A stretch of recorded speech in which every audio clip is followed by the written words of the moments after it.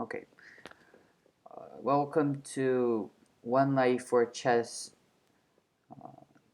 first tutorial. This is the tutorial for the beginning of chess. Today we are going to look at the board, the setting of the chess pieces, and how it functions in the board. So before I start this tutorial, I would like to introduce the history of chess.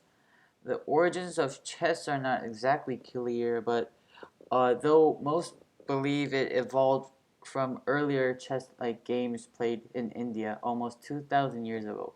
The game of chess we know today has been around since the 15th century, where it became popular in Europe. So the goal of chess, the objective of chess is the objection, excuse me, the objection of chess is to a game played between two opponents on opposite sides of a board containing 64 squares of alternating colors.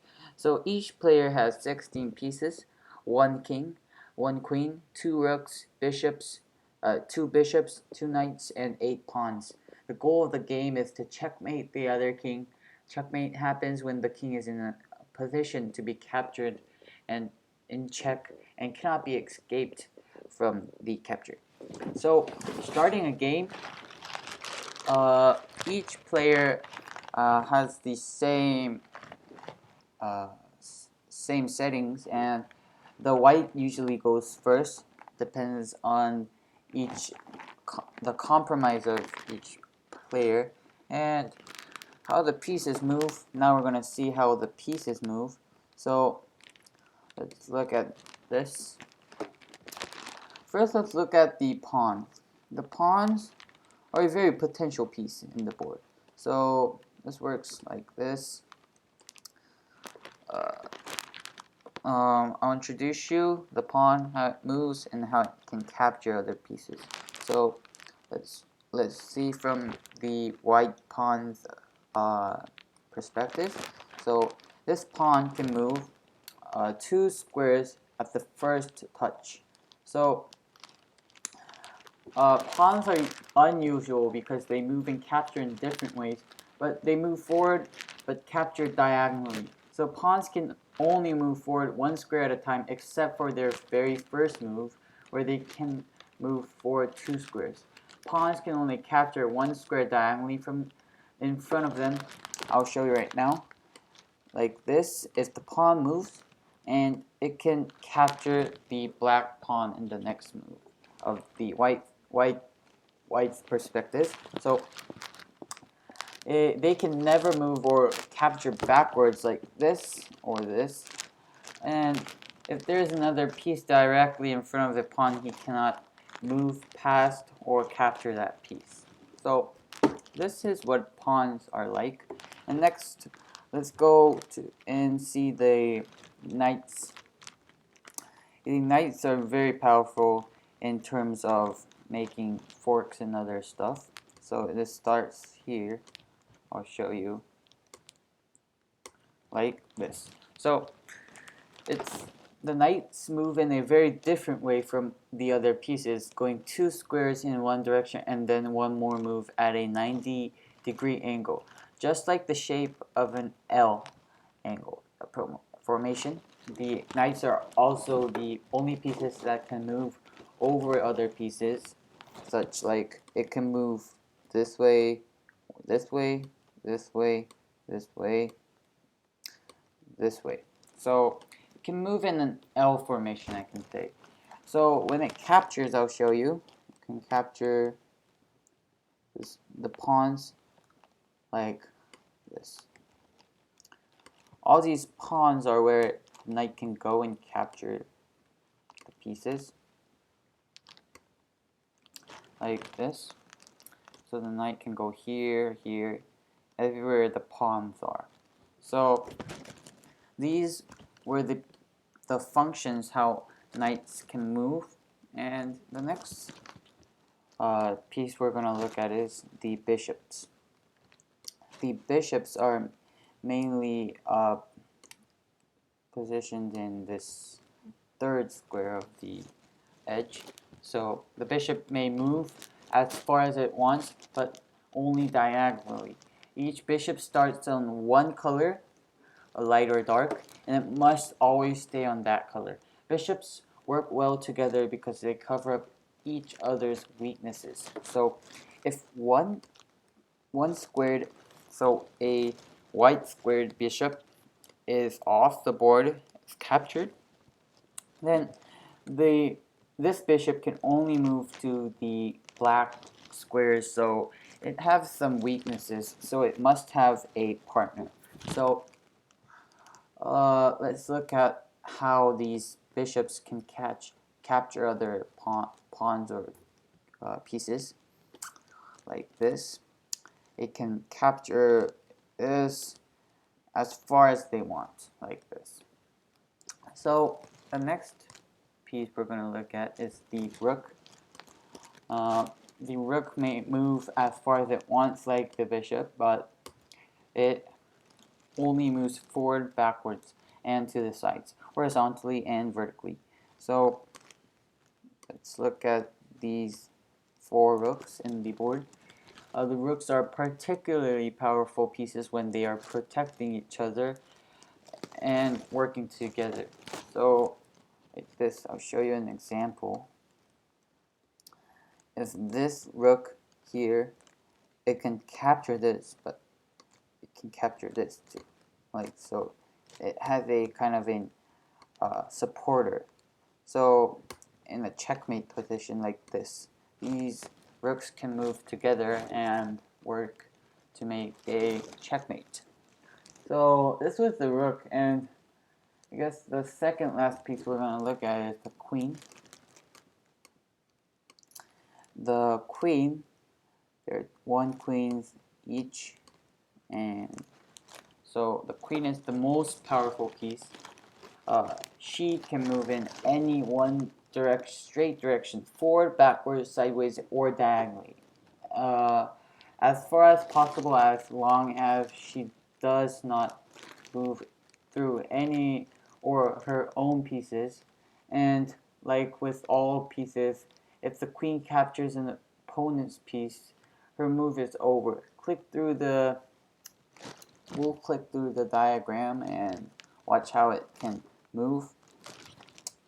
I'll show you like the last time. This is the ways the queen can go. So I could say it could go in any direction it wants. This, every square can go like here, here. So it has no limits. That's why it's powerful. And the last piece we're going to look at is the king. It is the most important piece, but it's the one of the weakest. The pawn can only move 1 square in any direction, up, down, to the sideways, and diagonally. So I'll show you like previous piece I showed you. It can move here, here, here, and here, and lastly here. So it can move anywhere it wants, like the queen, but it only can move 1 square at a time. And if it's in check, it has to move other way. And these were all the pieces. Let's go back to the setup, and I'll show you some basic rules of the chess playing. And when you play chess, there's special moves like castling, check, and checkmate. I'll show you the check and checkmate today. Purpose of the game is to checkmate the opponent's king. This happens when the king is put into check and cannot get out of the check. So when the king is potentially attacked, I can say that it's check. And there are only 3 ways a king can get out of a check: move out of the way, or block the check with another piece, or capture the piece that's threatening the king. So if a king cannot escape, then that is a checkmate, which the game is over. The king is not captured or removed from the board. The game is simply declared over when the king cannot move. So I'll show you some instance that of checks and checkmates. So I'll show you first what check is. Let's say that there's one rook and a king on each side. So if a rook moves here, then this is called a check, because it can get the black king in the next move if the king was a normal piece. So I'll call this a check. And a checkmate is when, like this, the black king cannot move here, or here, or here, or here, or here. So this is a checkmate, making the king cannot move in any direction, making the game over as well. So I'll show you some draws. There are 5 reasons why a chess game may end in a draw. The first is the position reaches a stalemate, where it is one player's turn to move, but his king is not in the check, and yet does not have another legal move. So what I mean about this is, I'll show you a very normal example like this. Oh, excuse me, like this.